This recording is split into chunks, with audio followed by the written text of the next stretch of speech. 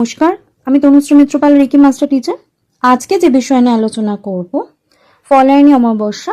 এই তিথিতে মানসিক এবং আধ্যাত্মিক জাগরণের জন্য এবং অনেক কিছু নিয়ম পালন করলে যে কোনো বাধা বিঘ্ন সেগুলোকে কিন্তু নিজের জীবন থেকে অনেক দূরে রাখতে পারবেন। আর আগে প্রত্যেক দিনের মতো যেটা আপনাদেরকে অবশ্য করে মনে করিয়ে দিই যে আমার চ্যানেলে যদি আজকে প্রথমবার ভিজিট করেন তাহলে অবশ্য করেই চ্যানেলটা সাবস্ক্রাইব করে নেবেন।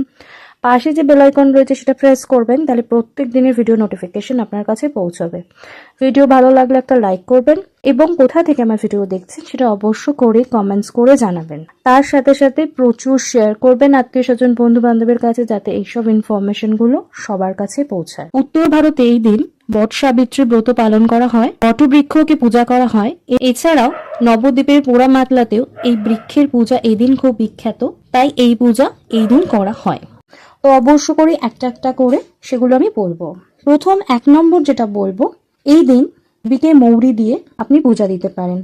এতে আপনার গৃহে যদি অর্থাভাব থাকে সেটা দূর হবে এবং পুজো যখন শেষ হয়ে যাচ্ছে তখন ওই যে মৌরিগুলো সেগুলো আপনি লকারে রেখে দেবেন।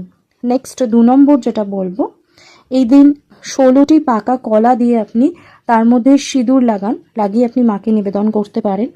এবং যখন আপনার পূজা হয়ে গেল আপনি অবশ্য করে নিজের মনস্কামনা করে আপনি পুজো করলেন এবং এইটা যদি আপনি দেন তাহলে অবশ্য করে আপনার যে কোনো মনস্কামনা আপনি পূর্ণ করতে পারবেন।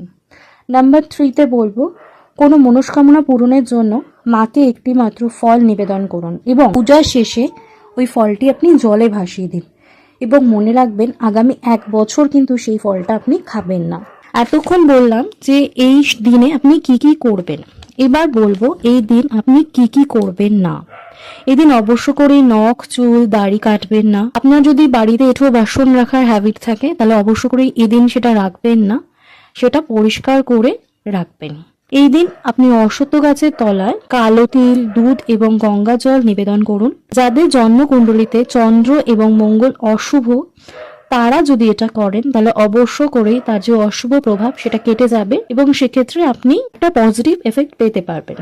অবশ্য করেই এই ভিডিও মিস করবেন না, প্রচুর প্রচুর শেয়ার করুন যাতে সকলে এই ভিডিওর বেনিফিটস নিতে পারে। আজকে আমি আলোচনা এখানেই শেষ করলাম। সকলে সুস্থ থাকবেন, ভালো থাকবেন। নমস্কার।